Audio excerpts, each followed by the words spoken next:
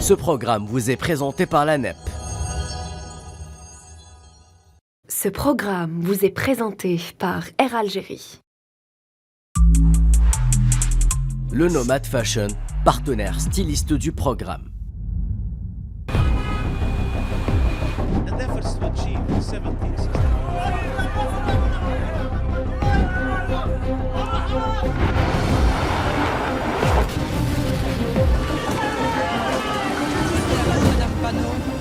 Il jette le corps des femmes derrière des pick-up.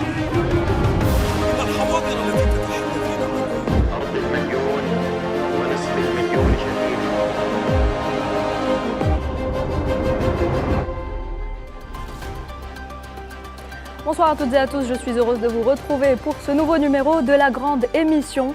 Durant 90 minutes, nous ferons un tour des événements qui ont marqué l'actualité cette semaine. Nous reviendrons sur ce qui suscite le débat, en l'occurrence ce soir. Il sera question d'islamophobie, de laïcité ou encore de choc des civilisations. Ne zappez surtout pas la grande émission, c'est maintenant.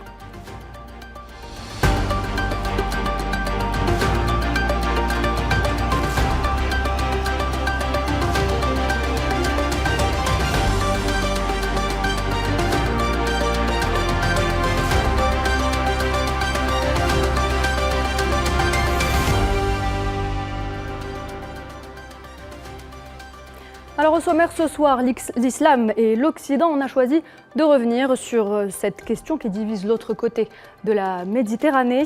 Les musulmans sont-ils aujourd'hui les mal-aimés des pays occidentaux? L'islam est-il incompatible avec les valeurs des pays occidentaux? On tentera justement d'y répondre avec ma fine équipe durant la prochaine heure. Karim Bouaziz et Narim Enzekar sont avec nous ce soir. Bonsoir vous deux. Bonsoir. Salutations Noël. Karim Zeribi est également sur le plateau. Bonsoir Karim Zeribi. Et puis nous avons également le plaisir d'avoir avec nous le professeur Mahjoubi Ben Redouane qui a gentiment accepté notre invitation. Bonsoir. Bonsoir à vous. Merci d'être des nôtres ce soir. Merci. Alors vous êtes professeur universitaire et vous êtes souvent intervenu sur les plateaux télé pour justement parler de cette question de l'islam. Merci donc à vous d'être avec nous. Sans plus tarder, et avant d'entrer dans le vif du sujet, je vous propose de faire un petit tour d'horizon des actualités qui ont marqué la semaine de Karim Bouaziz. Karim, c'est avec l'actu à la une.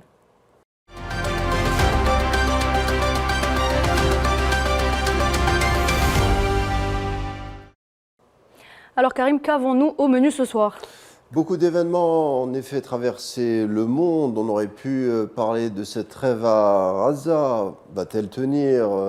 Réponse dans quelques jours. On aurait pu aussi évoquer la reprise de Kidal par les militaires maliens ou encore cet article signé de Joe Biden dans le Washington Post. On a préféré ce soir évoquer ou jeter notre dévolu sur trois nouvelles suscitant à la fois espoir, inquiétude mais aussi réflexion. Palestine-Irlande, une relation historique entre irréductibles, on se tutoie dans la même langue. L'Irlande, l'île au trèfle dont le peuple séculier a paraphé lui aussi au début du siècle l'une des plus belles pages de la résistance. C'était face à l'Union Jack, comprenez l'Angleterre.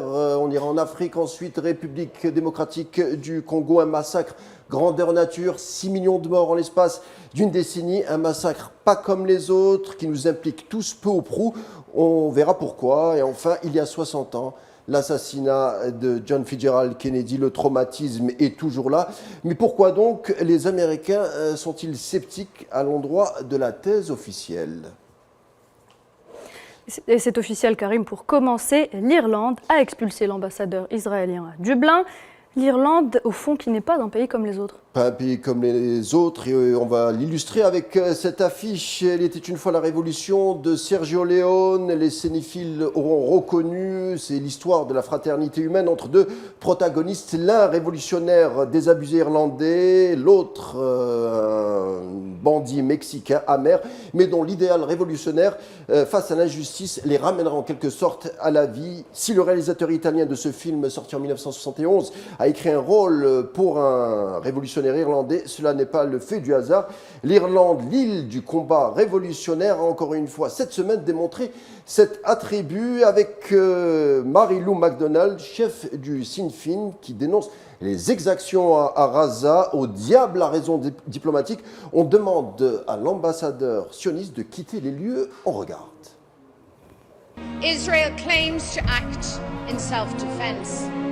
Carpet bombing civilians, collective punishment, massacring children in their thousands is not defense. The world sees Israeli actions for what they are: barbaric, hateful, cowardly war crimes. That is why the Irish government must take the lead and refer Israel to the International Criminal Court and send the Israeli ambassador home.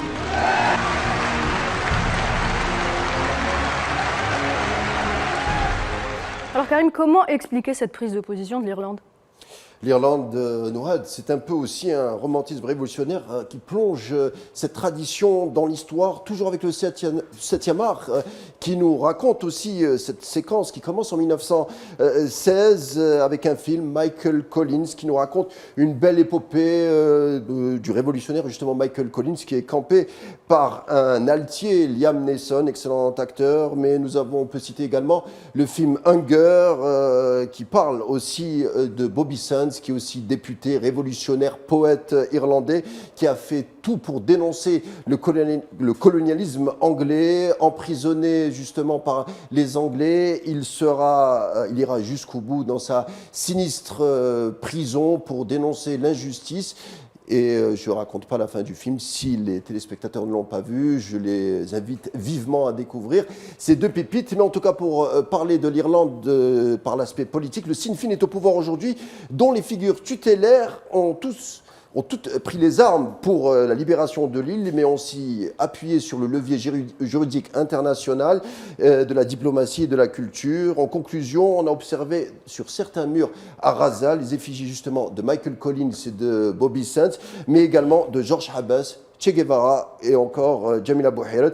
Preuve en est qu'entre irréductibles, peu importe nos points cardinaux, on parle tous la même langue. On parle tous la même langue. Très bien Karim. Deuxième actualité, la République démocratique du Congo se prépare pour la présidentielle prévue le mois prochain sur fond de génocide dans le Nord Kivu.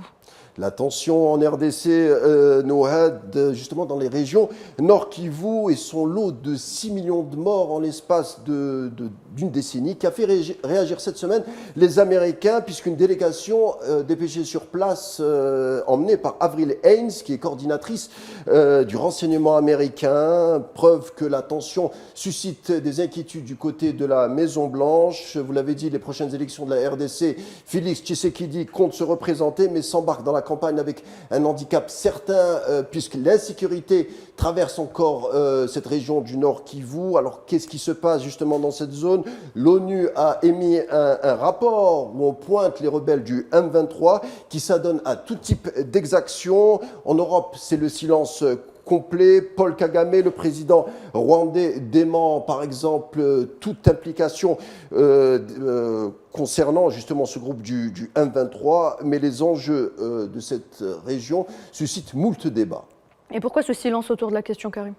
Alors, Noël, vous n'êtes pas sans ignorer qui dit guerre en Afrique et dit richesse naturelle et minerais. Le coltan, la capitale mondiale du coltan, et Walikali. Walikali, c'est la capitale du Nord Kivu. La RDC concentre 80% du coltan mondial.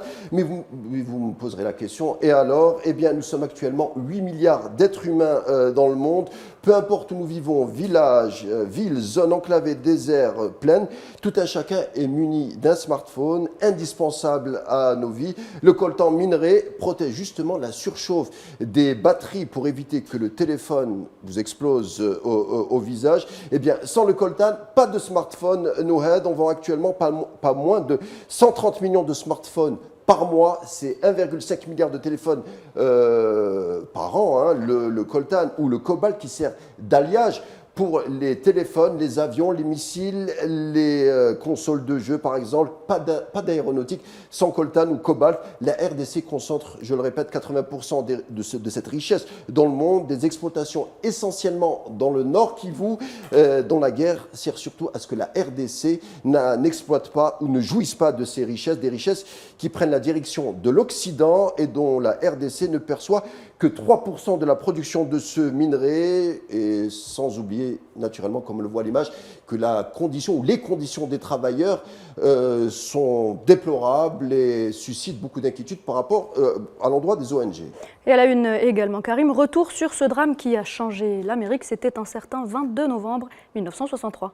Alors la question qui nous interpelle, comment se fait-il que le président américain, censé être la personne la plus puissante et la mieux protégée du monde, a pu être assassiné aussi facilement à Dallas? C'était un 22 novembre. Les premières balles en descendant Houston Street à 12h30, il y a 2 balles qui sont entendues. À 13h, le président Kennedy est déclaré mort à l'hôpital Parkland à Dallas.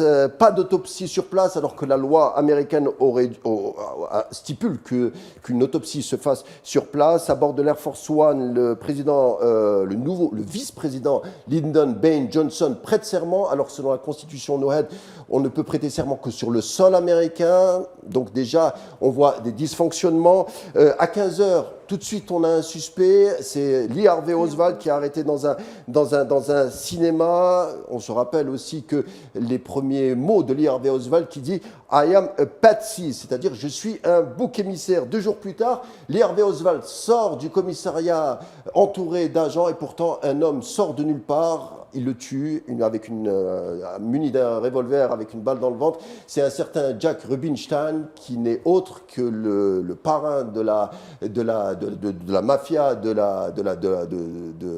du Texas. Donc on ne comprend pas comment un type puisse sortir de nulle part et le tuer aussi facilement. Mais plus tard, officiellement, il y a une enquête, c'est la commission Warren avec ses 1600 pages qui déclare que Lee Harvey Oswald a été un tireur isolé, qui n'a pas eu d'aide. Sauf que quand on gratte un tout petit peu, on voit que les choses sont un peu plus différentes. Et 70% des Américains, Karim, ne croient pas à la théorie du tireur isolé. 70 seraient donc complotistes ? Complotiste, je ne sais pas, mais en tout cas, on essaye de respecter les lois de la physique. Que nous dit la commission Warren? La commission Warren nous dit que Lee Harvey Oswald aurait tiré 3 balles en moins de 6 secondes. C'est tout bonnement impossible, puisqu'on a essayé, on a expérimenté, la commission Warren a tenté de le faire.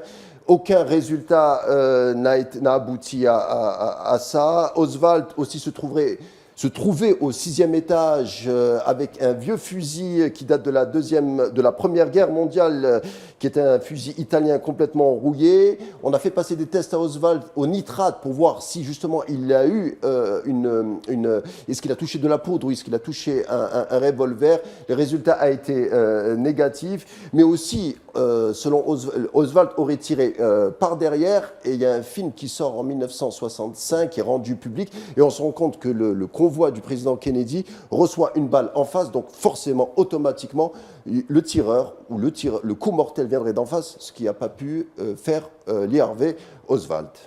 Très bien, Karim Zeribi, vous y croyez-vous à la théorie du tireur isolé? Ça reste un des plus grands mystères de l'histoire américaine, donc la mort de John Fitzgerald Kennedy, avec des thèses qui sont nombreuses. Ça a été dit, la mafia, des puissances extérieures, on parle de Cuba aussi, avec Fidel Castro, qui était en mauvais termes, avec de la tension avec Kennedy. On parle du KGB, de la Russie. C'était quand même la période la plus froide entre les deux pays. On parle de la mafia. Donc il y a plusieurs pistes qui ont été évoquées. C'est vrai que cette commission Warren, elle a quand même limité le spectre des possibilités qui étaient données de regarder ce meurtre d'une autre manière. Donc ça reste un des plus grands mystères, je crois que ça le restera. Et 60 ans après, cette histoire fait encore couler beaucoup d'encre, Karim Zeribi. Je pense qu'il y a encore beaucoup de dossiers qui vont ressortir dans les jours à venir et les années à venir. Enfin, bref, on passe à la suite. Karim, merci pour ces informations. On vous retrouve la semaine prochaine pour une toute nouvelle sélection de l'actu à la une. Dans un instant, restez avec nous.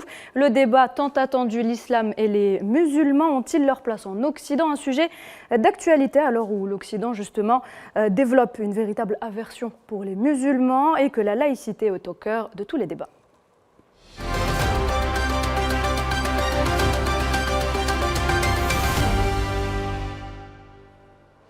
Alors vous avez très certainement entendu parler de l'affaire de Stuart Seldowitz. Oui. Stuart Seldowitz, il s'agit donc d'un haut responsable américain qu'on va voir à l'écran tout de suite. Il a été ancien conseiller de Barack Obama et il a été appréhendé par la police new-yorkaise ces derniers jours. Stuart Seldowitz est accusé de s'en être pris au même vendeur ambulant d'origine égyptienne à plusieurs reprises, plusieurs fois par semaine, avec des insultes islamophobes. Il a insulté le Coran, il a insulté le prophète et il est même allé jusqu'à traiter le vendeur de terroriste. Ça fait écho aussi, Nohad, à la victoire de Geert Wilders en Hollande aux législatives qui est arrivé premier, et tout le monde connaît Geert Wilders pour ses positions islamophobes extrêmes. Et apparemment, donc, ce Geert Wilders, il n'a pas que la chevelure en commun avec Donald Trump, hein, c'est également les idées qu'il rejoint. Oui, mais il faut savoir aussi, pardonnez-moi de vous couper, que l'islamophobie n'est pas un phénomène systématique. Hein. Regardez-le sur cette photo en ce qui concerne le cas de Stuart Seldowitz. Le food truck du vendeur de hot-dog égyptien est devenu un endroit populaire pour manger. Regardez, il s'est fait une belle clientèle, des personnes qui sont venues manger chez lui en signe de solidarité. En soutien donc oui. Au monsieur. Oui. Très bien. Justement, donc, ce fait divers, il vient une fois de plus confirmer cette problématique qu'on aborde ce soir, sur laquelle donc, on revient. La place de l'islam et des musulmans en Occident. On assiste à une montée de l'islamophobie dans plusieurs pays. On peut dire que c'est devenu difficile pour un musulman de se faire sa place dans ces pays occidentaux, dans ces sociétés occidentales. Karim Zeribi, vous avez un commentaire sur la question ? Il y a une montée de l'extrême droite donc en Occident, en Europe et aux États-Unis. D'ailleurs, Donald Trump incarnait avec le Tea Party cette sensibilité-là. Et il faut dire quand même que ce continent est traversé par une crise sociale et économique et qu'on est toujours dans la recherche du bouc émissaire dans ces moments-là. Et le bouc émissaire, aujourd'hui, c'est l'étranger, c'est l'immigré, c'est le migrant et c'est le musulman. Et donc, quand on regarde, j'allais dire, un petit peu les programmes politiques, c'est des programmes de rejet, c'est des programmes qui tendent à expliquer que s'il y a l'inflation, s'il y a la crise économique, si l'économie est en berne en Occident, ben c'est la faute des étrangers, des immigrés, il y en a trop, et donc on ferme les frontières, on se barricade. Derrière cette crise économique sociale, il y a une crise identitaire qui est pointée avec des peurs, j'allais dire, à connotation culturelle, le grand remplacement, hein, donc cette fameuse thèse qui a été étayée par des penseurs et qui crée des ravages, parce que derrière le grand remplacement, c'est la peur de voir une population occidentale remplacée par une autre population de cultures différentes, d'horizons différents, de religions différentes, et donc on diabolise l'islam. Et sous couvert d'actes terroristes ici ou là, ben, on appréhende l'islam comme une religion dangereuse, alors que c'est tout le contraire. En fait, je crois qu'il y a une instrumentalisation des esprits et des consciences à des fins électorales, et la rentabilité électorale, dramatiquement, elle semble fonctionner. Parce qu'on voit petit à petit les partis d'extrême droite arriver au pouvoir, arriver en masse dans les parlements. Certainement que les prochaines élections européennes, de ce point de vue, vont être très significatives. On risque d'avoir en juin prochain un Parlement européen à connotation d'extrême droite et qui mettra au cœur de ses préoccupations, encore une fois, un continent qui se barricade, qui refuse l'étranger et qui diabolise la religion musulmane, l'islam, alors que ça fait des décennies que l'islam vit en compatibilité totale dans tous ces pays, qu'il n'y a aucun problème, que les musulmans travaillent, respectent les lois, sont des citoyens dans l'immense majorité exemplaire. Malgré tout, ça marche. Et c'est ça qu'il faut poser, j'allais dire, comme question, pourquoi les Européens se laissent prendre au piège de cette forme de diabolisation qui étaye la guerre des civilisations. C'est le choc des civilisations de Samuel Huntington, alors qu'on voit bien, et ça a été dit dans Actu à la Une, quand le peuple irlandais a une proximité avec la Palestine, ce n'est pas un peuple musulman, le peuple irlandais, c'est un peuple qui a une proximité pour la justice du peuple palestinien, contre l'occupation, contre la colonisation. Donc, on veut évacuer les vrais sujets sur le plan géopolitique dans ce monde multipolaire pour focaliser sur le camp du bien, le camp du mal, donc les ténèbres et la lumière. Donc évidemment que les ténèbres, c'est l'islam et que la lumière, c'est la civilisation occidentale. Or, aujourd'hui, moi je le dis clairement, il y a des philosophes qui le pensent comme moi, il y a une civilisation à l'échelle de la planète. Il n'y a pas des civilisations. Parce qu'on a un monde qui est ouvert, qui est multipolaire. Quand vous avez les Nations Unies, vous avez des hymnes nationaux partout, des drapeaux, les droits de l'homme, la démocratie. Ce n'est pas propre au camp occidental, ça. Donc il ne faut pas qu'il nous fasse croire qu'il serait progressiste et que les autres seraient effectivement dans l'ombre. Comment vous expliquez que ces programmes que vous appelez d'extrême droite enregistrent des succès en Suède, en Hongrie, dans des pays qui n'ont pas connu la colonisation? Comment vous expliquez quand même que c'est un discours qui fait moult candidats, moult électeurs, qui intéresse au-delà des partis politiques traditionnels? Je crois qu'il ne faut pas tout voir sur le spectre de la colonisation. J'ai parlé de crise sociale. Non, mais en Suède, par exemple, comme vous expliquez que la Suède n'a pas... Il y a une économie qui va moins bien que ce qu'elle était il y a quelques années. Il y a des classes moyennes aujourd'hui qui sont en déclassement en Occident. Moi, je le dis et je le répète, il y a une fin de cycle aujourd'hui dans le monde occidental. Une fin de cycle parce qu'il y a une forme d'épuisement. La mondialisation heureuse, elle n'est pas si heureuse que ça. On a des gens qui travaillent, qui se lèvent le matin, qui souffrent, qui ne bouclent plus les fins de mois. Et quand ce sont les autochtones, et quand on cible effectivement le problème comme étant l'étranger, l'immigré, le migrant, de surcroît musulman, et ça fonctionne dramatiquement. Mais ça a toujours fonctionné de tout temps en période de crise, la politique du bouc émissaire. Donc cette politique fonctionne. Moi, j'ai envie de vous dire aussi que, en l'occurrence, notre invité pourra peut-être étayer mon propos, il faut que les musulmans expliquent aussi leur religion. On laisse trop souvent les musulmans, l'islam, parler au nom de ceux qui ne sont pas musulmans. Il faut que les musulmans s'emparent du débat public. Professeur il faut qu'ils prennent la parole et qu'ils disent que l'islam est une religion de paix. Parfait. Donc, je vous remercie de me passer un peu la parole pour tout simplement expliquer, ce n'est pas parler au nom de l'islam, parce que l'islam, d'abord, est une religion qui a un porte-parole. Ce porte-parole ne peut être que le Coran. Alors, que dit le Coran dans ce contexte? Je vous lis l'ayat. C'est la ayat numéro 13 de la Sourate Al-Hujurat. « Ya ayyuhan nasu, inna khalaqnakum min dhakarin wa untha wa ja'alnakum shu'uban wa qabaila li ta'arafu. Inna akramakum indallahi atqakum. » Je traduis. Aux gens, nous vous avons créé à partir d'un mâle et d'une femelle et avons fait de vous des peuples et des tribus afin que vous puissiez afin que vous entraidiez. Le plus noble parmi vous, ou le plus généreux parmi vous, est celui qui est le plus pieux. Voici le message de l'islam. Et je rejoins votre point de vue. L'islam, oui, quand il a affaire au nazisme, quand il a affaire au sionisme, quand il a affaire à des discours haineux qui sèment, bien entendu, uniquement la discorde, et ça se termine par des guerres. Souvent on dit que si on veut comprendre la guerre, il faut suivre le pipe. Je parle du pétrole, donc il y a de l'économie dedans. Mais au jour d'aujourd'hui, ce qu'on constate, en définitive, ce n'est pas uniquement le pipe. Donc si on veut comprendre la haine ou chercher la haine, il faut aller chercher dans le nazisme, dans le fascisme et dans le sionisme.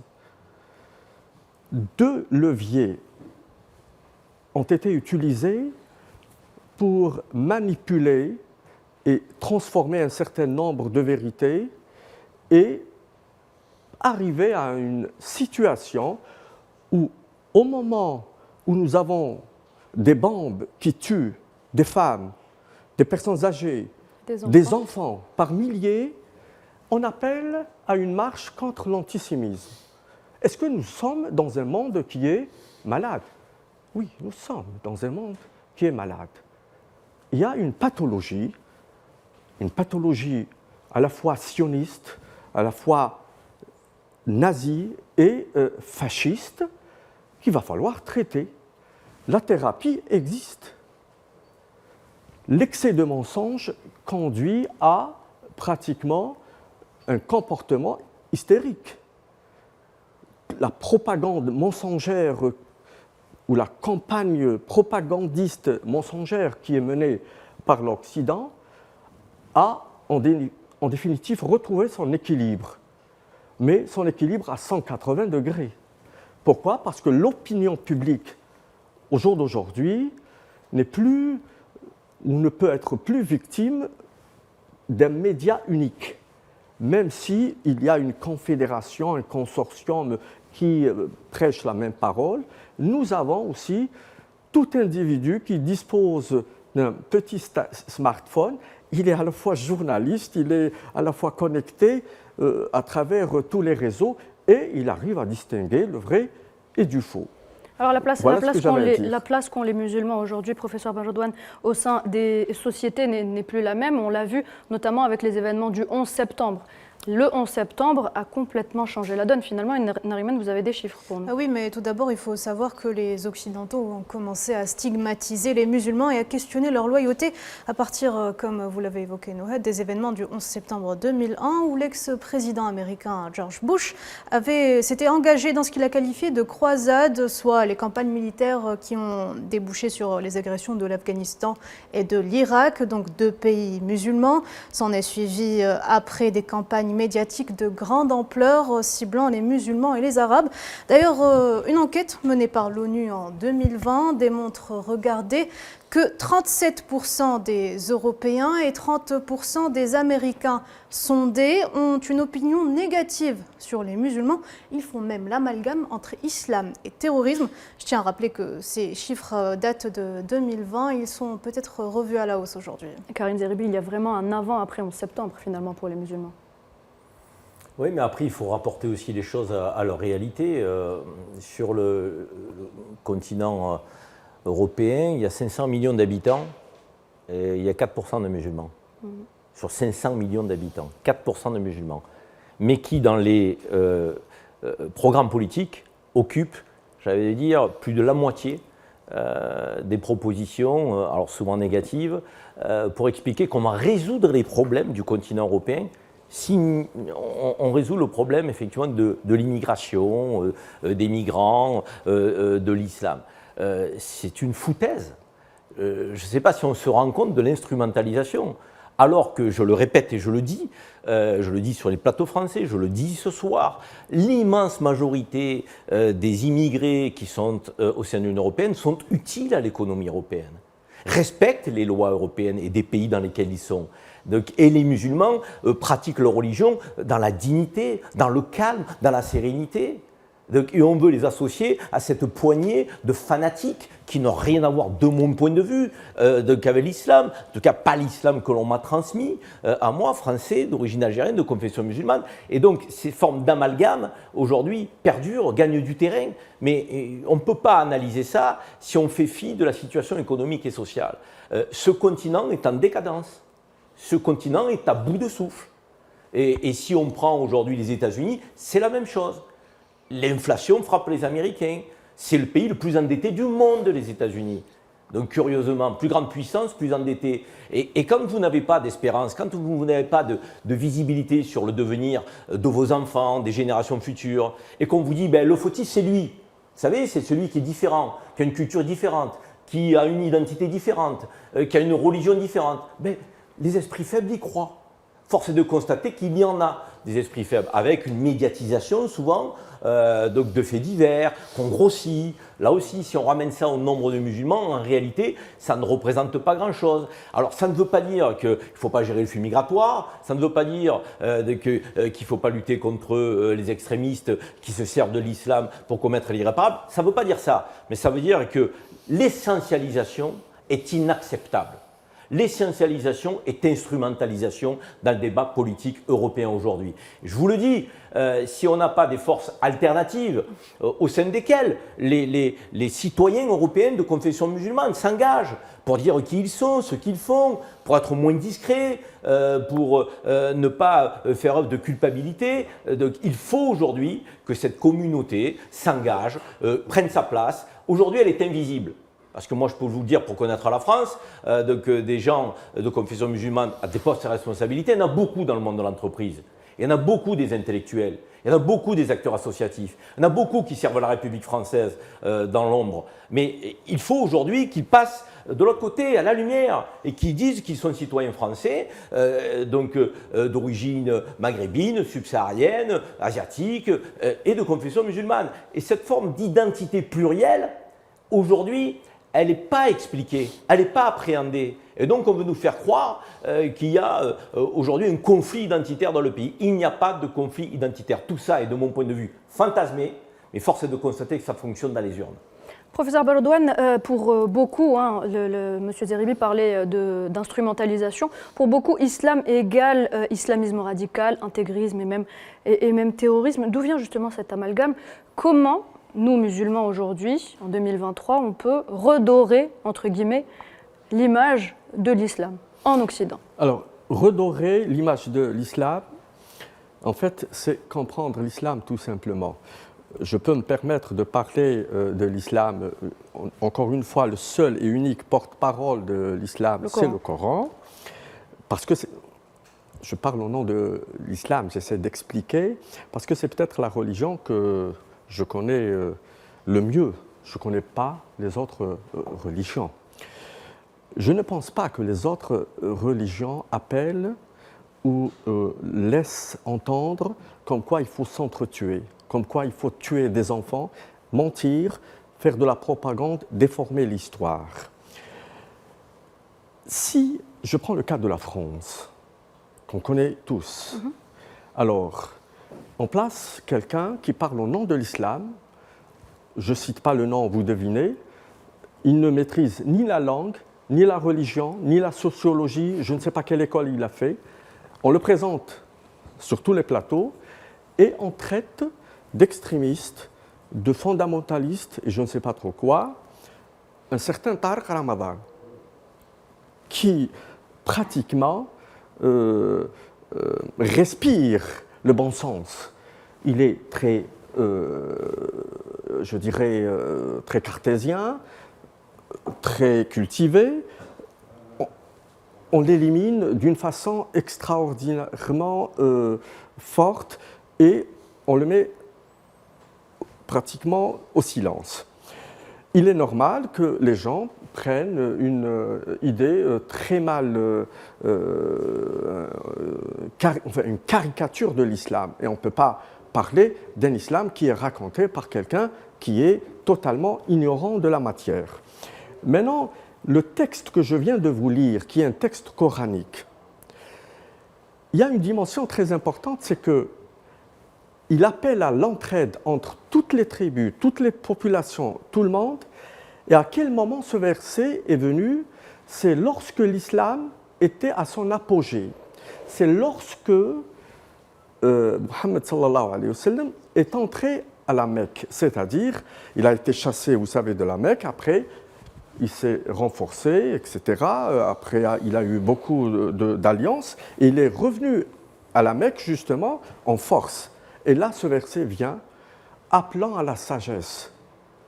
Et la sagesse, justement, on connaît les vertus de la sagesse, où on peut mesurer, ou la clé de mesure de la sagesse, et lorsque nous sommes en pleine puissance, c'est-à-dire si les États-Unis aujourd'hui utilisent leur force pour réellement instaurer la paix. démocratie, la fraternité, lutter contre les discours haineux, ils peuvent réussir parce qu'ils ont la politique, ils ont les moyens de leur politique.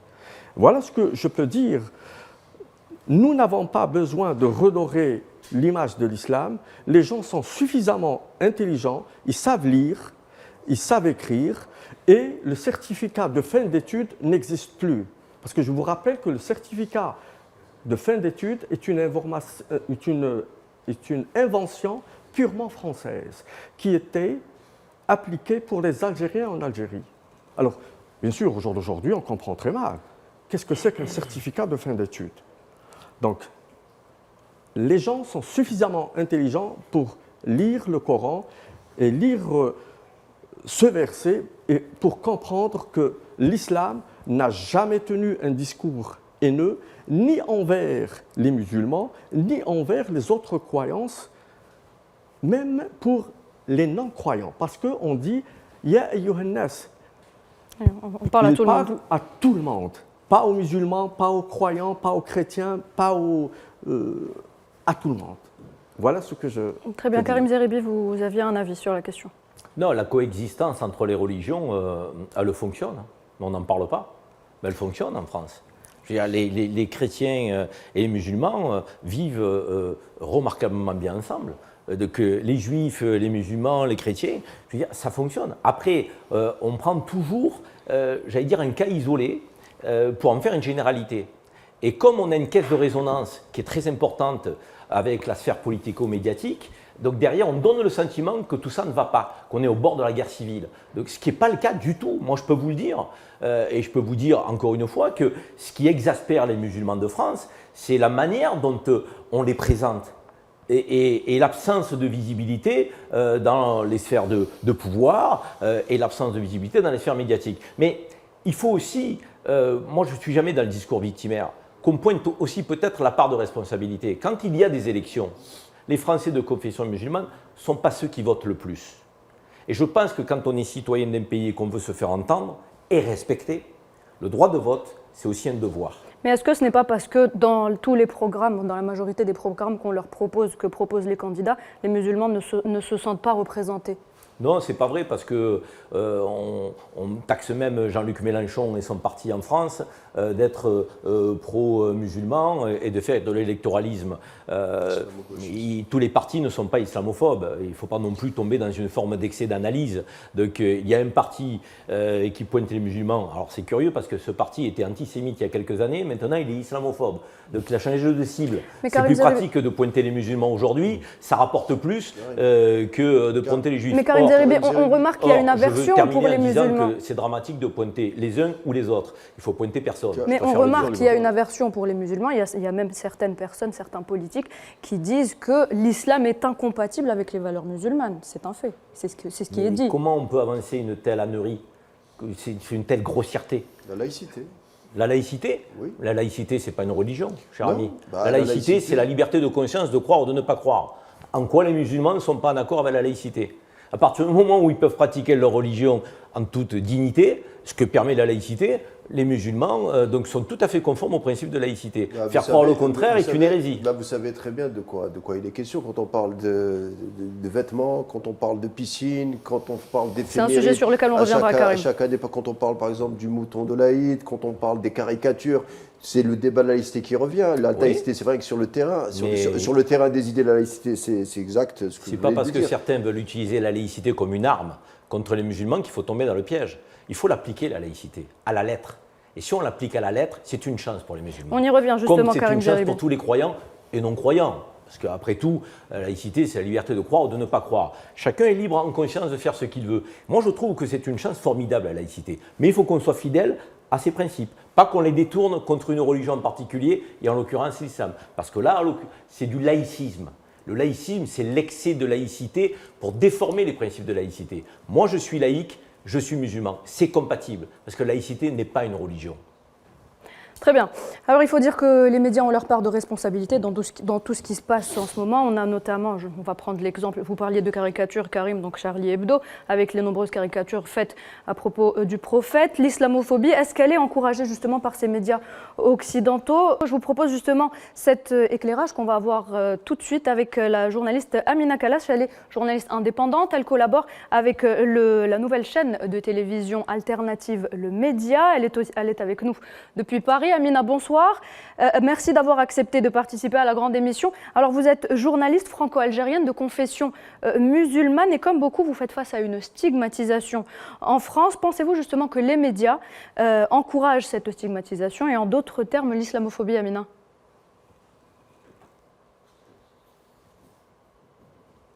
Bonsoir Nouhed, merci pour l'invitation. Alors malheureusement, oui, il y a un climat assez anxiogène en France vis-à-vis de l'islam et des musulmans, principalement en politique, mais beaucoup aussi dans les médias. Il y a beaucoup de médias, les principaux médias mainstream, les mass médias, qui jouent justement le jeu de la division et que beaucoup de Français regrettent. Ce n'est pas le reflet de ce que pensent majoritairement les Français, mais il y a certains médias, je ne citerai pas les chaînes, mais on les a tous en tête, qui jouent justement ce jeu de la division, ce jeu de l'islamophobie.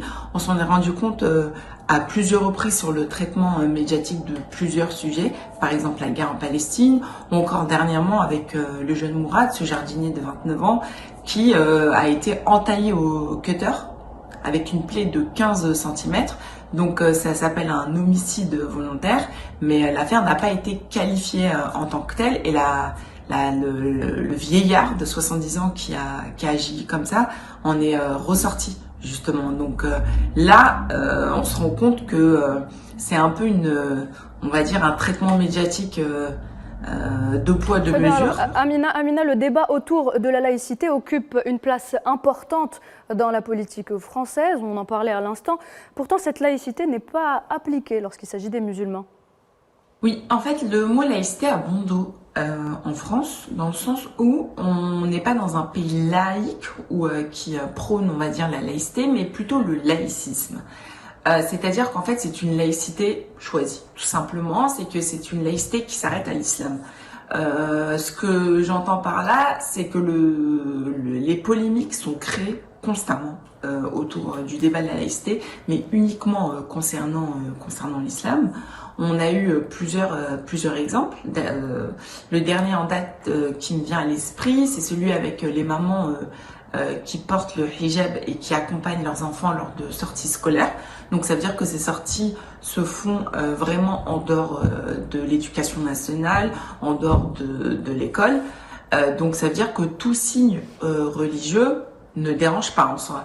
Donc on a voulu interdire à ces mamans, donc à ces accompagnatrices qui sont, on va pas se mentir aussi, majoritairement des mamans issues de la communauté maghrébine, qui du coup sont très présentes dans l'éducation de leur enfant.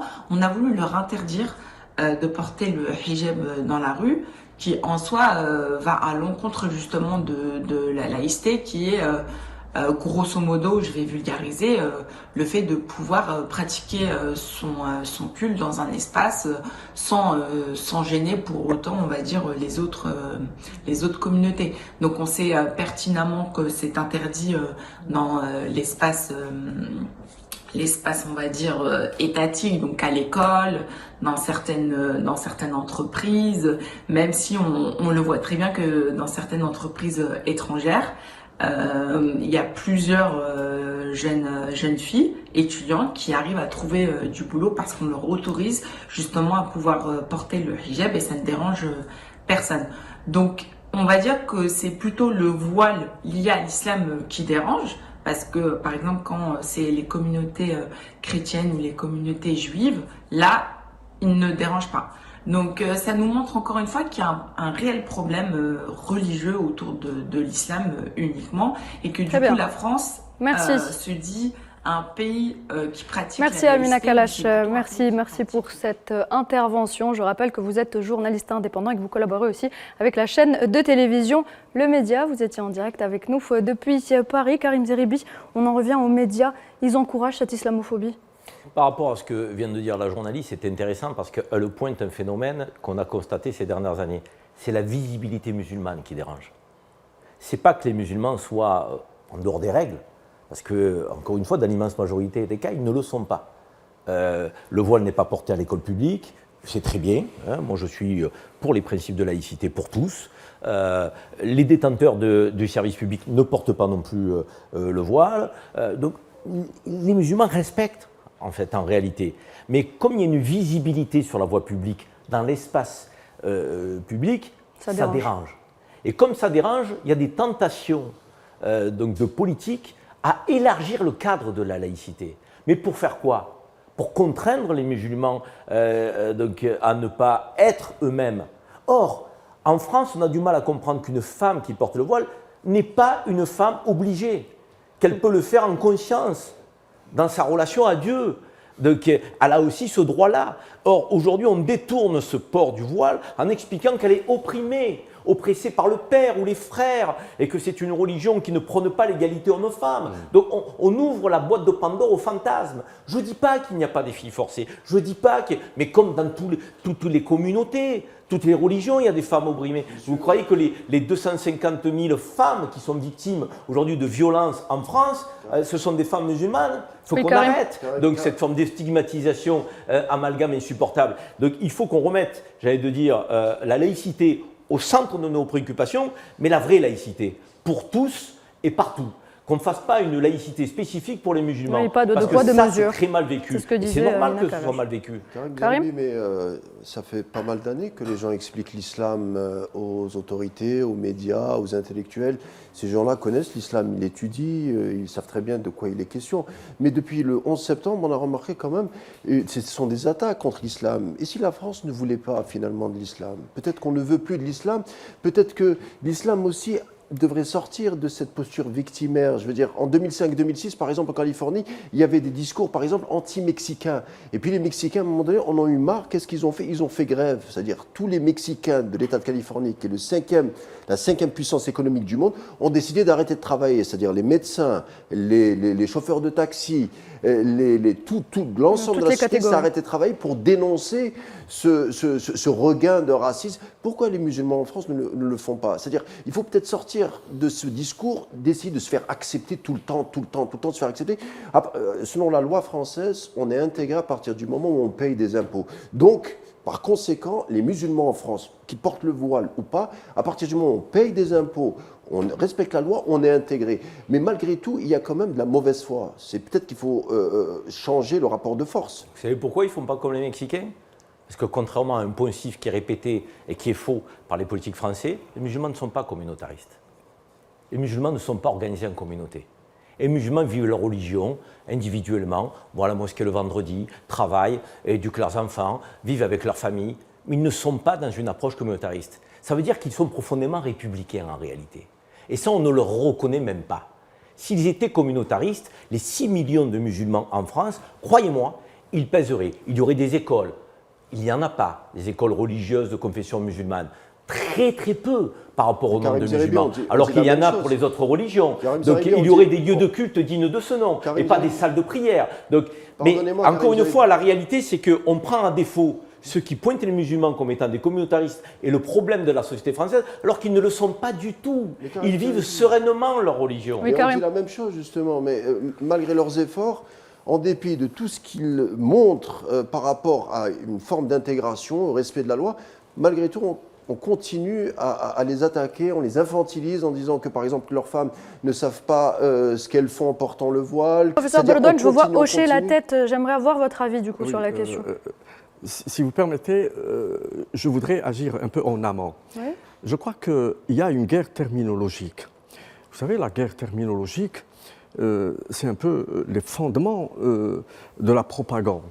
Quand on parle d'intégration, en fait, ce qui est recherché, c'est la désintégration, il ne faut pas se mentir. Et je voudrais revenir à ce que vous avez dit tout à l'heure pour la société française. Là, quand je parle, c'est l'administration française, les politiques français et les décideurs. Parce que ce n'est pas la société française qui a décidé de faire une marche contre l'antisémitisme lorsque des enfants sont tués en cours d'assassinat et d'extermination à Gaza.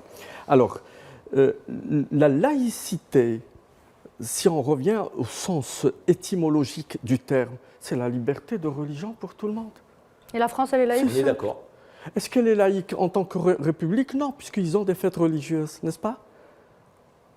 Donc ils sont en complète... Mais les musulmans ne le remettent pas en cause, ça. Ne le remettent pas du tout une fois, en cause. Moi, je n'ai jamais vu une manifestation de musulmans qui dit changer le calendrier. Je n'ai jamais vu une manifestation de musulmans qui pose problème en disant « Attendez, nous, on veut changer les règles de ce pays. » Jamais, jamais on leur prête des intentions qu'ils n'ont pas. Les musulmans veulent vivre en toute tranquillité. Ils veulent vivre dans l'indifférence. Oui, mais c'est devenu le cheval de bataille. Le musulman, détruire, entre guillemets, le musulman, c'est devenu le cheval de bataille de certains politiques. De certains politiques, à l'évidence. Je vous ai dit qu'il y avait une rentabilité électorale, ne soyons pas naïfs, parce qu'on est en période de crise, parce qu'il y a une crise identitaire, parce qu'on ne sait pas où on va, on n'a pas de visibilité sur l'avenir. Donc il y a des esprits faibles, et il y en a, et il faut le constater, qui choisissent un choix facile. Ah, le bouc émissaire, c'est lui. Si lui n'est plus dans mon pays, si lui est pointé du doigt, ça va aller mieux pour moi. Allez, alors je vote le parti d'extrême droite. C'est une hérésie totale. Il y a l'indicateur. Lors des dernières présidentielles, Marine Le Pen arrive en deuxième position lors des 2 dernières. Donc ça veut dire quelque chose quand même. Mais c'est ce que je suis en train de dire, oui. Karim Bouazizi. Oui, mais ça veut dire quelque chose. Mais ça veut dire que ça veut dire que son discours est en train de porter. Ça veut dire d'abord, qu'à force d'enfoncer le clou, vous savez, le coup de marteau, il rentre le clou à force de l'enfoncer, ça fait des décennies. Jean-Marie Le Pen, depuis le début des années 80, il répète ce que sa fille dit de manière un peu plus soft aujourd'hui. Et puis il y a aussi une réalité. Qu'est-ce qu'on a en face à l'extrême droite aujourd'hui? Est-ce qu'on a des partis crédibles? Est-ce qu'on a des partis dits de gouvernement qui peuvent donner aussi d'espérance collective à la nation française, quelles que soient les origines des Français? On a un problème d'offre politique dans ce pays. On n'a plus d'élite politique. Tout ça s'est affaissé intellectuellement. Donc on est au ras des pâquerettes intellectuellement sur le plan politique dans notre pays, en France. Et donc qu'est-ce qu'on fait? On surfe effectivement sur le mal-être, on surfe sur l'inquiétude, on surfe sur les peurs. Relayé effectivement, encore une fois, par la sphère politico-médiatique. Quand on a un délinquant qui est français, moi je le dis souvent dans les médias, pourquoi on dit français d'origine tunisienne, sénégalaise, algérienne? Pourquoi quand on a un français d'origine italienne, espagnole, on ne le dit pas? On le dit pas. C'est curieux quand même la manière dont on traite les choses. Il y en a certains pour lesquels le déterminisme est important, puis il y en a certains pour lesquels le déterminisme, non, il est français. Soit on est français, soit on ne l'est pas. C'est ce que je répète en France. Vous savez pourquoi on ne le dit pas? Pourquoi on ne rappelle pas, par exemple, des origines espagnoles ou italiennes? Parce qu'on considère que c'est la famille européenne, alors qu'un musulman est considéré comme un corps étranger. Voilà pourquoi on ne le dit pas. C'est pour ça qu'on a accepté les Ukrainiens aussi facilement, alors que les Syriens, on les désignait comme étant un corps étranger. Et une fois qu'on a fait ce constat, qu'est-ce qu'on fait? On pleure? Non, une fois qu'on a fait ce constat, on est en train de se décider. Non, on est en train de pousser. Non, on est en train de se pousser. On est en train de pousser peut-être à réellement une vraie tension qui est en train de prendre. C'est ça qui est inquiétant. Aux États-Unis, en France. Nariman voudrait intervenir. Oui, j'aimerais attirer votre attention sur un point dans le monde du sport. Par exemple, il y a l'escrimeuse américaine Ibtihaj Mohammed qui porte avec fierté le voile américain, enfin le voile plutôt avec les couleurs américaines, alors qu'en France, la ministre de la Jeunesse et des Sports a interdit le port de voile pour ces sportives pour les Jeux Olympiques de Paris 2024. Autre exemple, on peut citer Karim Benzema, le Ballon d'Or, la star du football qui a subi plusieurs épisodes depuis une dizaine d'années qualifiés par certains d'acharnement islamophobe. Qu'est-ce que vous avez à dire sur ça? Karim Zeribi, qu'est-ce que vous pensez justement de cette interdiction du port du voile lors des JO 2024 à Paris? C'est une interprétation qui est faite par l'État français en estimant que lorsque vous représentez une équipe nationale, vous êtes délégataire donc, de service public. Et en tant que délégataire de service public, aucun signe religieux donc n'est admis, que ce soit le voile, la kippa ou la croix visible. Donc c'est un choix qui a été fait. Encore une fois, je pense que ce choix-là, il n'y a pas eu de manifestation pour le contester. Les musulmans sont scrupuleusement respectueux des règles. Il y a le collectif des hijabeuses oui, mais qui excusez-moi, vous êtes gentil. Bien sûr qu'il y a toujours des collectifs. Il y a 6 millions de musulmans. Vous avez vu des centaines de milliers de musulmans dans la rue pour protester? Moi non. Si vous les avez vus, faites-moi signe. La réalité, c'est que les musulmans sont scrupuleusement respectueux des lois du pays dans lequel ils vivent. Et d'ailleurs, on a un théologien donc, autour de la table. Il semblerait que dans le Coran, c'est expliqué. Soyez musulmans, mais respectez aussi les lois du pays dans lequel vous vivez. Les musulmans les respectent en France. Après, je trouve qu'aujourd'hui, encore une fois, le spectre et le cadre laïque, certains veulent l'élargir. Quand vous entendez Marine Le Pen et ses amis qui disent, dans l'espace public, quand les gens marchent dans la rue, je voudrais qu'on supprime effectivement le voile. Non mais excuse-moi, c'est plus de la laïcité là. Là, c'est une forme de persécution à l'égard des musulmans qui ne sera pas acceptable et qui ne passera pas. Je ne peux pas l'imaginer une seconde. Encore une fois, moi je le dis haut et fort, les musulmans respectent les lois et les principes de laïcité. Mais aujourd'hui, la visibilité musulmane, certains politiques surfent dessus pour créer des peurs, des inquiétudes. L'identité française, elle est aussi musulmane, qu'on se le dise. On peut être français de confession juive, de confession chrétienne, non-croyant et musulman. Et cette acceptation-là, elle est difficile. Mais, je veux dire, de gré ou de force, même si le terme je ne l'aime pas, la nation française aujourd'hui est plurielle, confessionnellement. Donc, on est obligé de faire avec. Surtout que la réalité, c'est que cette frange de la population ne pose pas de problème et porte les couleurs de la nation. Quand Benzema est ballon d'or, on parle de Karim Benzema qui est le meilleur footballeur français de la planète. Quand Zidane est joué, quand on a des sportifs qui ramènent des médailles et des coupes, je suis désolé, je veux dire, on ne va pas ôter de leur identité, leur origine, donc leur religion. On est dans un monde de fous si on fait ça. Donc il va falloir à un moment donné que certains politiques, encore une fois, ne généralisons pas, moi je n'aime pas qu'on essentialise sur les musulmans, je n'essentialiserai pas la société française donc, de ce point de vue. Mais il faut aujourd'hui qu'il y ait moins de crispation avec l'islam, qu'on laisse les musulmans vivre tranquillement. Ils revendiquent l'indifférence, être des citoyens à part entière et non entièrement à part. C'est le souhait des musulmans, respectons-le. Professeur Bolodouane, vous pensez comme Karim Zeribi. Et une autre question également, est-ce que l'héritage colonial joue un rôle dans l'islamophobie qui existe maintenant en France? Enfin, toute construction, sur le plan sociologique, l'héritage est pris en considération forcément. On a parlé de Le Pen. En Algérie, lorsque Le Pen était en Algérie, il ne faut pas croire que l'exploitation de la religion n'est pas tout azimut, c'est-à-dire qu'on peut exploiter une religion pour la détruire, même si ce n'est pas la nôtre. Et on peut faire l'inverse. Je donne deux exemples. Le premier exemple, le général, il était colonel ou général Le Pen? Général Le Pen, je crois, général. Lorsqu'il était en Algérie... Général. Général, très bien. Donc... non, très haut. Il n'a jamais été général. Ou le colonel. Le lieutenant-colonel, je crois. Lieutenant-colonel. Alors, c'est un officier de l'État qui était en Algérie et il a reconnu qu'il torturait. C'est lui qui l'a reconnu. Alors, où se trouvait son centre de torture? C'était dans une maison de sœurs chrétienne, au sous-sol, et son bureau était dans l'enceinte de l'école de formation des sœurs musulmanes qui se trouvent, des sœurs, chrétiennes. Alors, est-ce que c'est au nom de la chrétienté qu'il était en train de torturer? Non.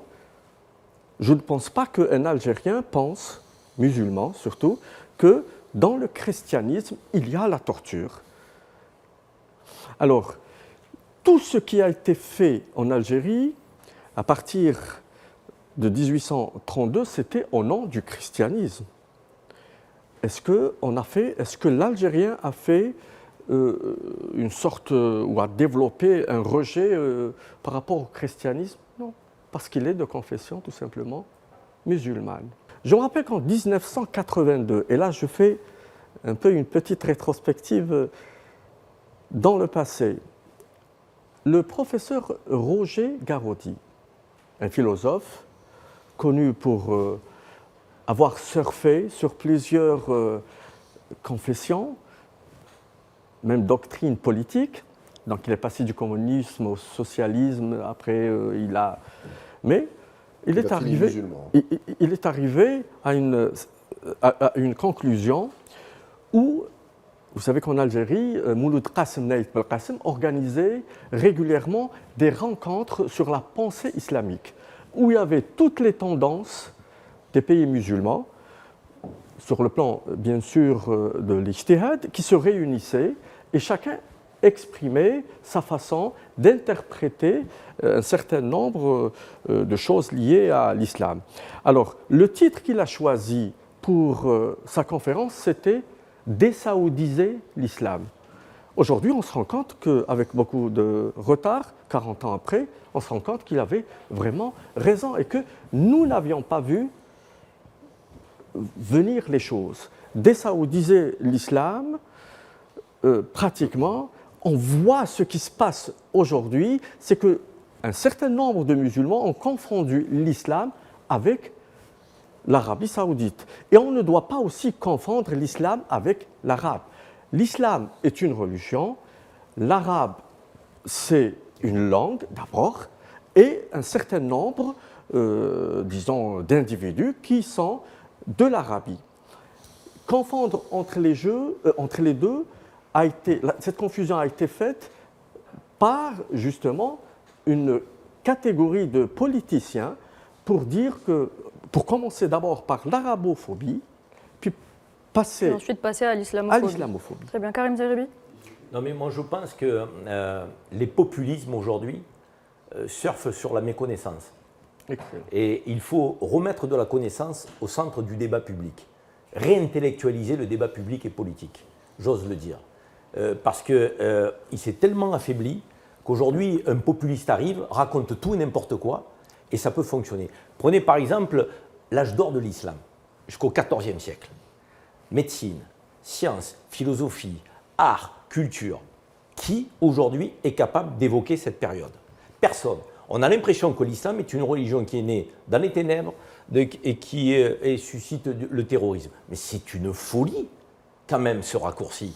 Alors qu'on a un âge d'or qui a permis à l'Europe de la Renaissance de s'appuyer sur les philosophes, les scientifiques musulmans, pour faire en sorte que l'Europe soit ce qu'elle est aujourd'hui.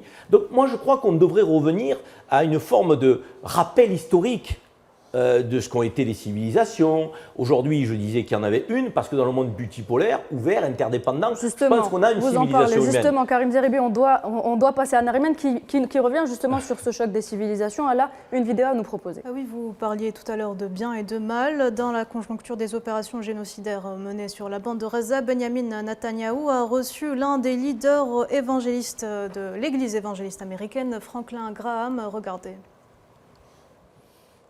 Civilization against barbarism? Well, it's good versus evil. And we know that God, we know there's a God, and we know there's a devil, an evil. Alors, qu'est-ce que c'est que ce choc des civilisations, Nariman, justement? Benjamin Netanyahou qui déclare, je cite, « Notre bataille commune est la bataille de la civilisation contre la barbarie ». Il faut savoir aussi que l'Église évangéliste est connue pour être un soutien fanatique du régime d'apartheid sioniste, mais également pour sa proximité avec le courant intégriste qui compose le gouvernement Netanyahou. Karim Zeribi, vous parliez tout à l'heure de bien et de mal. Qu'est-ce que ça vous évoque? Ça évoque le fonds de commerce aujourd'hui du gouvernement d'extrême droite et de Netanyahou, ça évoque le fonds de commerce des Trumpistes, ça évoque effectivement le fait que ces gens-là ne peuvent exister qu'à travers ce choc des civilisations qu'ils appellent de leur vœu, qui n'existe pas, qui est un fantasme, mais qu'ils appellent de leur vœu. Ils aimeraient qu'il y ait cette confrontation entre l'Occident et l'islam et puis les musulmans. Or, ce n'est pas du tout de cela dont il s'agit. Encore une fois, le conflit au Proche-Orient, on le dit, on ne le redira jamais assez, c'est un conflit territorial, d'occupation. Il y a une force occupante et il y a un peuple occupé. Et c'est d'ailleurs, si les Irlandais sont si proches des Palestiniens, c'est parce qu'ils ne se trompent pas. Et les millions de manifestants dans le monde entier pour la cause palestinienne ne s'y trompent pas non plus. Donc les peuples ne tombent pas dans ce piège-là. Mais on sent qu'il y a une forme d'idéologie qui se construit donc au plus haut niveau des états-majors pour nous amener sur ce terrain-là. Karim Bouaziz, très rapidement. Il faut le refuser, ce choc des civilisations, parce qu'il n'a pas lieu d'être. Rapidement, Karim Bouaziz. On y est dans le choc des civilisations. Quand on voit les pays qui ont été bombardés ces dernières années, c'est des pays musulmans, principalement sunnites. Donc même si on veut avoir des discours plutôt réconciliateurs, la guerre, elle est là et on nous l'impose. Donc forcément, on se dit que le choc des civilisations, certains ont à y gagner à ce que qu'il y ait un choc entre des cultures ou entre des pays, et ça risque de durer, puisque les pays musulmans sont dans un état peut-être qui n'ont pas pris l'ampleur du quelle défi. Civilisation, alors contre quelle civilisation aller plus loin? Judéo-chrétienne contre certains pays musulmans. Regardez les pays qui ont été bombardés ces dernières années. Mais le monde judéo-chrétien dans son ensemble? vous diriez? Les centres de pouvoir, la puissance judéo-chrétienne. L'Amérique du Sud, c'est quoi? Vous les mettez catholique, où? La Russie, vous les mettez où? C'est un pays orthodoxe. Orthodoxe. Donc, c'est orthodoxe. La Russie, c'est orthodoxe. L'Amérique du Sud, c'est catholique. Je parle des pays protestants. En fait, en réalité, il y a un pays, vous devriez le pointer très clairement, c'est les États-Unis d'Amérique, qui a intérêt à ce choc des civilisations. Mais qui dit États-Unis d'Amérique dit le monde par la guerre. Mais dit le monde. Disons-le clairement. Avec une Europe qui est suiveuse. C'est ça le sujet. Ça fait pas mal de monde quand même. Merci pour cet échange. Merci pour cet échange. 350 millions d'habitants sur 7 milliards d'habitants sur la planète. Très bien, alors merci pour cet échange. Messieurs, vous restez avec nous dans un instant. Nariman Zekar reviendra sur ces infos qui ont fait le tour des médias et des réseaux sociaux.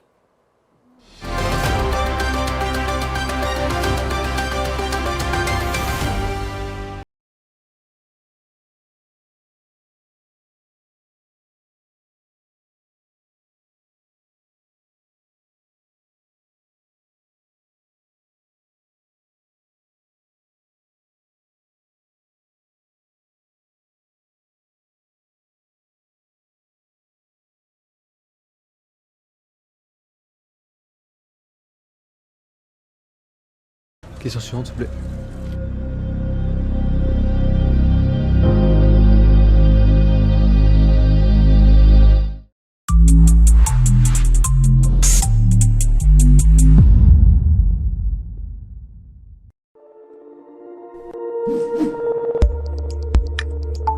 Matter Holding. Strategic Investments. Vous regardez Al24 News et bienvenue dans la grande émission. Tout de suite, la séquence média.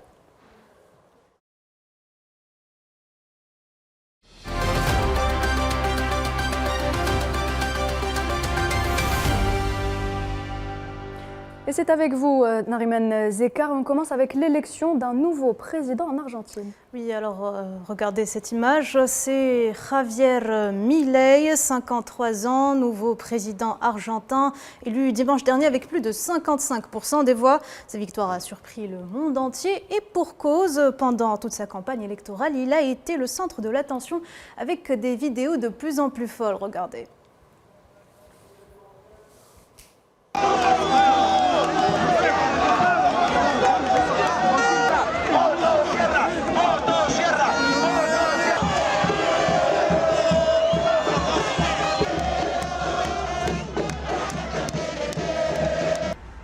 Ministerio de Cultura, afuera. Ministerio de Ambiente y Desarrollo Sostenible, afuera.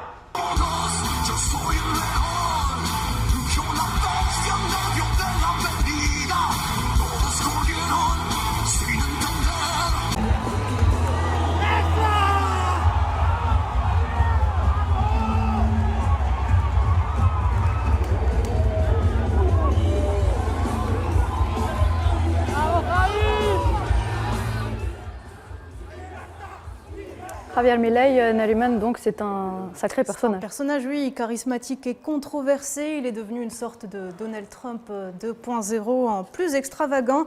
Alors il a été joueur de foot, chanteur de rock, il est économiste, capitaliste, ultralibéral, pro-antitétionniste et d'extrême droite. Un cocktail explosif dont en raffolent les médias et il a très bien su en jouer. Avec sa tronçonneuse, on l'a vu, il a promis de réduire de manière drastique les dépenses de l'État qu'il a qualifié, je cite, de pédophile dans une école maternelle. Il veut privatiser les secteurs publics, supprimer les syndicats et se débarrasser de plusieurs ministères, stipulant que l'État est le seul problème. Il est d'ailleurs contre l'adhésion de l'Argentine au BRICS et pour la dollarisation de son pays. Et avec son discours, il a su charmer les Argentins qui ont exprimé leur ras-le-bol à l'égard de la classe politique traditionnelle. Il n'a pas l'air stable, c'est du moins ce que disent les spécialistes. Oui, parce que Javier Milei a su marquer par ses traits de personnalité qui interpellent. Il est d'ailleurs obsédé par ses 5 chiens qu'il a clonés à partir de l'ADN de son tout premier chien Conan. Regardez-les, ils sont assez mignons.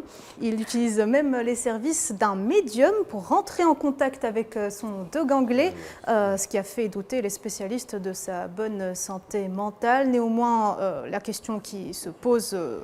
principale question qui se pose, c'est à quoi va ressembler cette nouvelle Argentine. Va-t-il tenir ses promesses loufoques ou sera-t-il frappé de plein fouet par la réalité? Karim Zeribi, vous pensez qu'il sera frappé de plein fouet par la réalité? Ou est-ce que ce sera un deuxième Donald Trump? À l'évidence, tous les populistes, de toute manière, qui arrivent au pouvoir, sont frappés par la réalité du monde que j'évoquais tout à l'heure, qui est interdépendant, qui est multipolaire. Vous ne pouvez pas vivre en autarcie. Ça ressemble à un gag, cette élection. Quand on voit les images, on se dit c'est une fiction. C'est pas vrai, les Argentins n'ont pas pu voter pour un gars comme ça. C'est vous dire quand même que comment, quand les électeurs sont désespérés, ce qu'ils sont capables de faire. Oui, ils sont capables ras-le-bol aussi. Hein, oui. Un ras-le-bol, mais ils vont vers le pire. Alors, exprimer un ras-le-bol en allant vers le pire, je ne sais pas effectivement si que la maladie sera pas plus grave que le syndrome qu'ils vivent actuellement. Alors là où vous avez raison, c'est qu'il faut aussi se tourner vers ceux qui gouvernaient jusqu'à présent et qui ont une responsabilité. Parce que quand un peuple est désespéré et se tourne vers un populiste, c'est que quand même ceux qui sont en responsabilité ont une part de responsabilité. Ils n'ont pas su créer l'espérance, ils n'ont pas su créer une dynamique, ils n'ont pas su créer de la solidarité, ils n'ont pas su créer de la cohésion. Donc tout ça, c'est quand même aussi le bilan de ceux qui étaient aux responsabilités. Ok, mais votez pour quelqu'un qui vous dit plus de ministère de la Culture, plus du ministère du Développement durable, plus du ministère de l'égalité hommes-femmes, plus de services publics. Donc on va tout libéraliser, c'est la loi du plus fort, c'est la loi de la jungle. Franchement, c'est un peu de l'irresponsabilité. Donc, on va suivre ça de près. Mais j'ai du mal à croire que l'Argentine peut se ressaisir économiquement, socialement, en matière de solidarité avec un type pareil, quoi, je veux dire. Donc, à mon avis, ils y reviendront. Il faut savoir aussi que la majorité de ces électeurs sont des jeunes.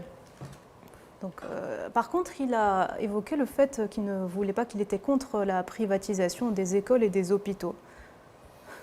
Oui.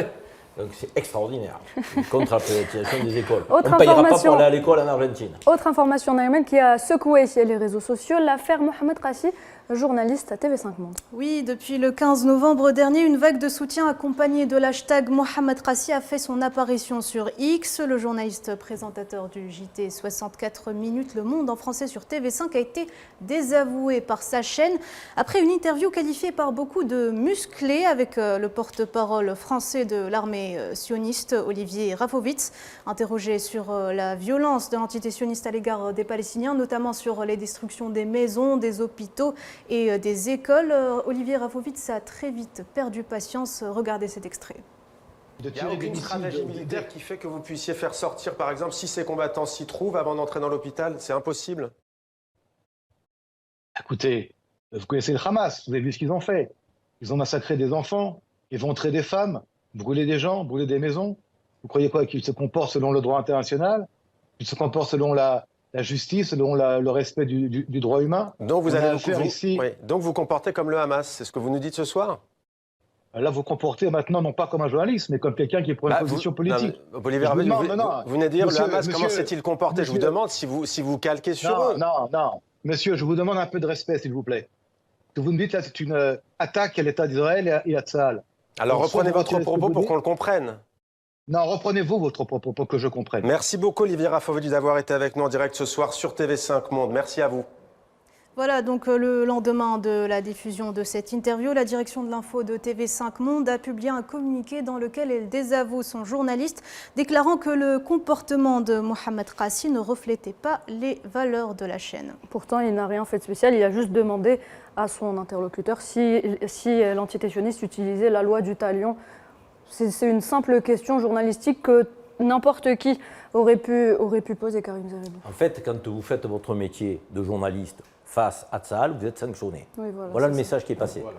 Parce que je ne vois pas où il a outrepassé les codes de déontologie du journalisme. Bien au contraire. Ceux qui les outrepassent sont ceux qui ne portent pas la contradiction au porte-parole de Tsahal, qui livrent sa propagande tranquillement, qui déroulent son message sans contradiction. Ceux-là bafouent les codes de déontologie du journalisme. Parce que le journalisme, il est là aussi pour poser des questions qui peuvent déranger l'interlocuteur qu'il a en face de lui. Or, Mohamed Qassi, il a fait son job, il l'a fait avec respect, mais peut-être que s'il ne s'appelait pas Mohamed Qassi, le porte-parole de Tsahal ne serait pas comporté de cette manière-là.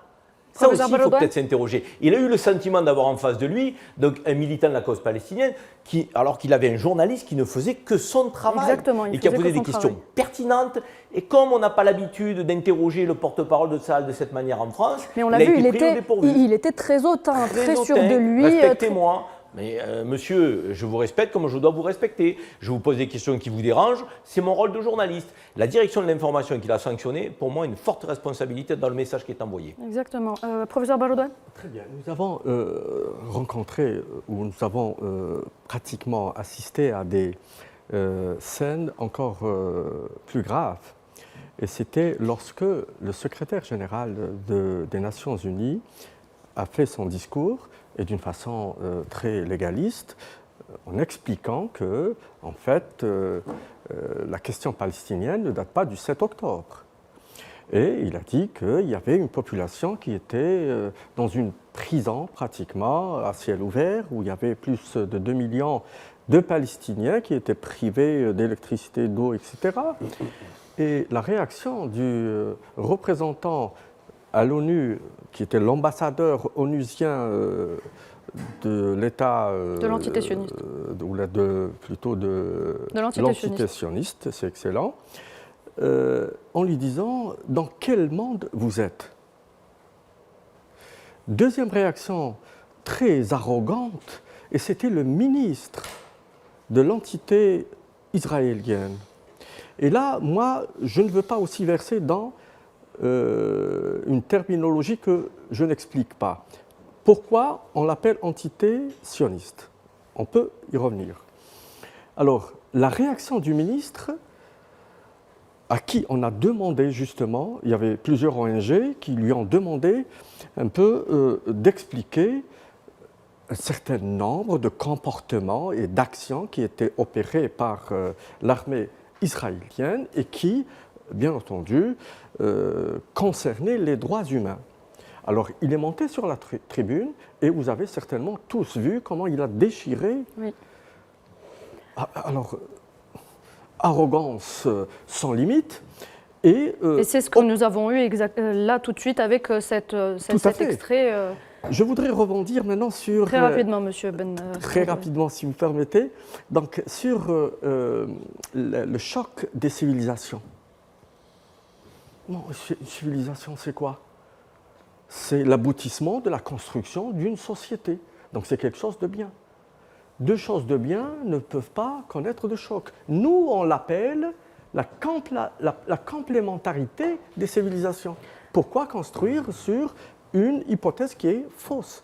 Et Nariman, troisième information, au lieu de se battre, certains préfèrent danser en signe de résistance. Je pense que ça va vous plaire. Oui, dans le cas de ce qui se passe en Palestine, l'hashtag Freedom Dance, la danse de la liberté, est partout sur les réseaux sociaux. On voit des gens du monde entier effectuer la debka palestinienne. Vous êtes sûrement tombé sur cette vidéo de notre Youssef Belaili, national, connu pour ses nombreuses danses de la victoire. Mais cette fois-ci, il a choisi, après avoir inscrit 2 buts avec le Mouloudia Club d'Alger, de brandir le drapeau palestinien et de danser en soutien à la cause palestinienne. Cette séquence a fait le tour du monde. Et puis, il faut savoir que la debka est une danse populaire qui exprime le combat et qui ressemble d'une certaine manière à une danse amérindienne, traditionnellement dansée lorsque les guerriers revenaient dans leur village pour raconter les récits de leur combat. Dans un contexte historique, la tragédie, ou plutôt le génocide que vit Gaza aujourd'hui, est très similaire à la tragédie historique qui avait frappé les Amérindiens. 80% d'entre eux avaient été exterminés. Voilà, et donc comme on peut le voir dans cette... voilà, regardez.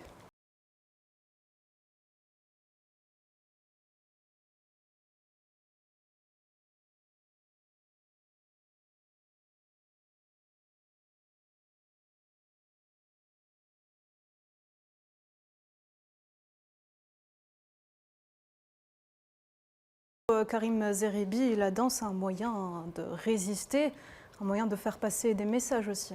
Ah, moi, je trouve que c'est magnifique de marquer son soutien de la sorte, parce que c'est ne pas importer le conflit par la voie de la violence, mais c'est marquer sa position de soutien à la cause palestinienne. Et vous évoquez ça justement, Karim Zeribi, on y revient.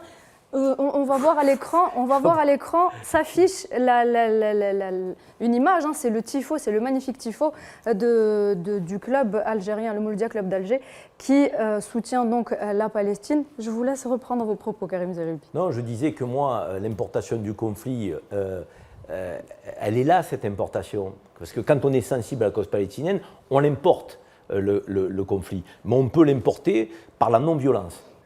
Par la danse, par la manifestation géante, par les marques de solidarité. Et c'est comme ça qu'il faut le faire. Et c'est comme ça qu'on sera utile à la cause palestinienne. Certainement pas en important le conflit par la violence, certainement pas en pointant du doigt les juifs dans le monde. Ça, c'est l'erreur à ne pas faire. Parce qu'encore une fois, je suis contre toute forme d'essentialisation. Mais ces danses-là, elles sont joyeuses, elles sont solidaires, elles sont fortes, elles font le tour du monde. Et elles sont de plus en plus nombreuses. C'est quand même ce qui est rassurant pour le peuple palestinien. C'est rassurant. Et à propos de la question palestinienne, Karim Zeribi, on pense à ces journalistes tués depuis le 7 octobre dernier, tués alors qu'ils exerçaient leur métier, celui d'informer. Oui, avant d'en parler, je vous propose de regarder cette vidéo postée sur Instagram par la journaliste palestinienne Plestia Al-Aqad. كثير محزن انه الواحد صار يطلع من بلده بس عشان بده يكون عايش، بس عشان بده عيلته تكون عايشه. انا كصحفيه صرت حاسه انه عم بعرض حياه عيلتي للخطر، يعني انا صرت حاسه انه انا شخص اناني بس لانه صحفي ممكن عيلتي يصير لهم إشي. يعني انا مع كل خبر استهداف بيت لصحفي بس بكون خايفه وانا في الميدان فجاه اسمع خبر استشهاد عيلتي او فجاه عيلتي يتم استهدافهم وانا اضلني عايشه وهم خلص مش موجودين. وليش هم مش موجودين؟ لانه انا صحفيه. Vous l'aurez compris, depuis plus d'un mois, les journalistes tombent les uns après les autres, décimés aux côtés de leurs proches. Au moins une soixantaine de journalistes ont été la cible des attaques de l'occupation sioniste et ils ont perdu la vie. Lâchement assassinés, ces voix résonnent aujourd'hui comme des échos. Chacun de ces vies ôtées représente non seulement une perte pour la profession, mais aussi pour la démocratie et pour le principe du droit à l'information. Massacrer et traquer, informer et a rarement été aussi compliqué et dangereux. Personne ne peut entrer ni sortir de la bande de Gaza assiégée. Les professionnels des médias qui devraient être protégés ne le sont pas, et bien au contraire. Certains ont même été tués en dehors du territoire palestinien occupé. C'est le cas de la journaliste Farah Omar et du caméraman Rabia Ma'mari, délibérément ciblés par un drone sioniste au sud Liban. L'impact de la mort de ces journalistes dépasse largement le cercle professionnel. Chaque vie perdue est une voix réduite au silence, une histoire qui ne sera jamais racontée, une vérité qui ne sera jamais révélée. La volonté, à cause de la volonté forcenée de l'occupant de cacher ses crimes. C'est une atteinte flagrante à la démocratie et à la liberté d'expression, des valeurs que l'Occident prétend sacraliser et chérir. Les journalistes sur le terrain refusent pour autant de se taire et résistent pour accomplir leur devoir. Ils refusent de céder à ces menaces, à ce chantage, de succomber à la peur. Ils continuent à exercer, à faire entendre leur voix jusqu'à leur dernier souffle, s'il le fallait. Messieurs, avant de clore cette émission, un petit mot sur ce que vient de déclarer Nariman sur ces nombreux journalistes tués sur le terrain. Tout a été dit par une jeune journaliste en plus qui fait honneur à ses aînés qui ne peuvent pas faire leur travail, qui sont menacés de mort avec leur famille. Un journaliste français m'expliquait que lorsque l'hôpital Al-Shifa a été frappé, il était sur place et Tsahal montrait que ce qu'il voulait, alors qu'il voulait avoir accès à une information plus large pour bien couvrir de ce qui se passait sur le terrain. Il n'en a pas eu la possibilité. Donc cette guerre, c'est aussi une guerre de la propagande. Ne soyons pas naïfs. Professeur Barodouane ? C'est un crime contre la liberté d'expression, tout simplement. Et ça continue. Et dans l'impunité totale, nous avons vu, une semaine après le déclenchement de la guerre, que le Conseil de sécurité a été incapable de produire un texte pour arrêter la guerre. Et le Conseil de sécurité s'est transformé en Conseil de guerre, pratiquement. Et nous constatons malheureusement que les Nations Unies sont devenus incapables de gérer la situation, malheureusement, et que cela ne profite qu'aux forces, aux puissances plutôt mondiales. Karim Bouaziz ? C'est un crime de guerre caractérisé, mais d'autres certainement vont avoir lieu d'ici les prochaines années, voire les prochains mois. Monsieur a rappelé l'apport intellectuel de Roger Garaudi. Moi, je voudrais parler d'un intellectuel qui s'appelle Malek Ben Nabi et qui a prévenu, il y a de cela peut-être 60 ans, en disant que la décolonisation est une chose, mais que les musulmans devraient prendre leurs responsabilités. Et pourquoi pas, aujourd'hui, on est en 2023, je trouve que tous ces débats sont un peu dépassées. Il est temps en France et en Occident que les musulmans s'organisent. Il y a des intellectuels musulmans, il y a des médecins. Pourquoi pas faire des lobbies? Et c'est comme ça que peut-être on arrêtera cette culture de la victimisation et du larmoiement, et peut-être qu'on cessera aussi les crimes en Palestine et ailleurs. Il faut que les musulmans se prennent en charge. Il est temps. Professeur Barodouane, allez-y. Merci beaucoup. Sur Melk Menabi, la thèse de la colonisabilité, il l'établit comme suit. On cessera d'être colonisé quand on cessera d'être colonisable. Là, c'est le débat Merci du jour. beaucoup. C'est exactement ça. Voilà. Très bien, Merci c'est beaucoup. avec ces mots que l'on arrive à la fin de cette émission. Merci à vous d'avoir été avec nous, professeur Barodouane. Merci d'avoir répondu présent ce soir. Karim Zeribi, Narimen, Karim Bouaziz, merci à vous également. Je vous donne rendez-vous vendredi prochain pour un nouveau numéro de la grande émission. En attendant, prenez soin de vous. Très bon week-end.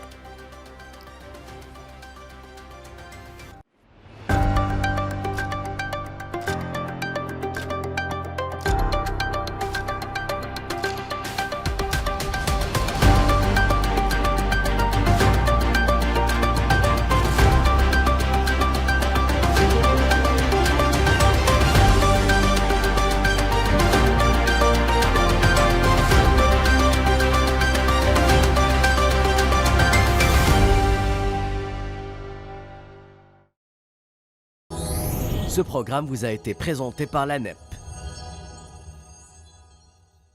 Ce programme vous a été présenté par Air Algérie. Le Nomad Fashion, partenaire styliste du programme.